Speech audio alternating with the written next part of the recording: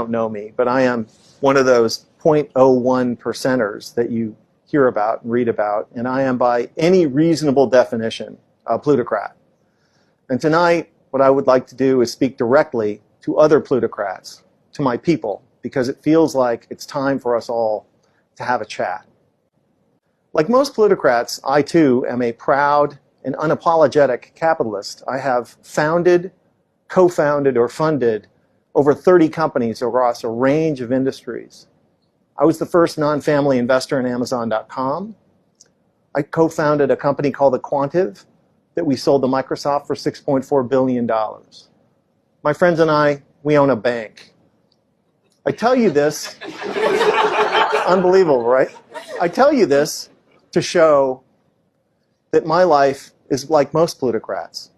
I have a broad perspective on capitalism and business, and I've been rewarded obscenely for that with a life that most of y'all can't even imagine.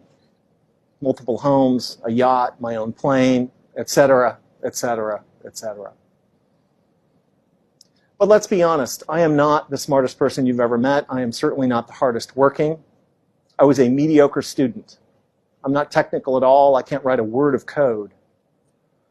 Truly, my success is the consequence of spectacular luck, of birth, of circumstance, and of timing. But I am actually pretty good at a couple of things. One, I have an unusually high tolerance for risk. And the other is, I have a good sense, a good intuition about what will happen in the future. And I think that that intuition about the future is the essence of good entrepreneurship. So what do I see in our future today, you ask? I see pitchforks, as in angry mobs with pitchforks. Because people like us plutocrats, because while people like us plutocrats are living beyond the dreams of avarice, the other 99% of our fellow citizens are falling farther and farther behind.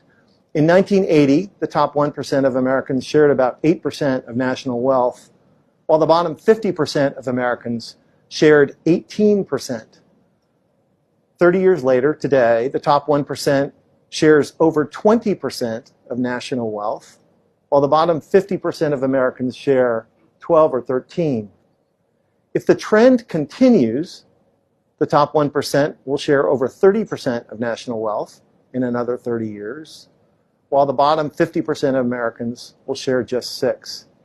You see, the problem isn't that we have some inequality. Some inequality is necessary for a high-functioning capitalist democracy. The problem is that inequality is at historic highs today, and it's getting worse every day. And if wealth, power, and income continue to concentrate at the very tippy top, our society will change from a capitalist democracy to a neo-feudalist rentier society like 18th century France. That was, France before the revolution and the mobs with the pitchforks. So I have a message for my fellow plutocrats and zillionaires, and for anyone who lives in a gated bubble world. Wake up. Wake up. It cannot last. Because if we do not do something to fix the glaring economic inequities in our society, the pitchforks will come for us. For no free and open society can long sustain this kind of rising economic inequality. It has never happened. There are no examples. You show me a highly unequal society and I will show you a police state or an uprising. The pitchforks will come for us if we do not address this. It's not a matter of if, it's when. And it will be terrible when they come for everyone, but particularly for people like us plutocrats. I know I must sound like some liberal do-gooder. I'm not. I'm not making a moral argument that economic inequality is wrong. What I'm arguing is that rising economic inequality is stupid and ultimately self-defeating. Rising inequality doesn't just increase our risks from pitchforks, but it's also terrible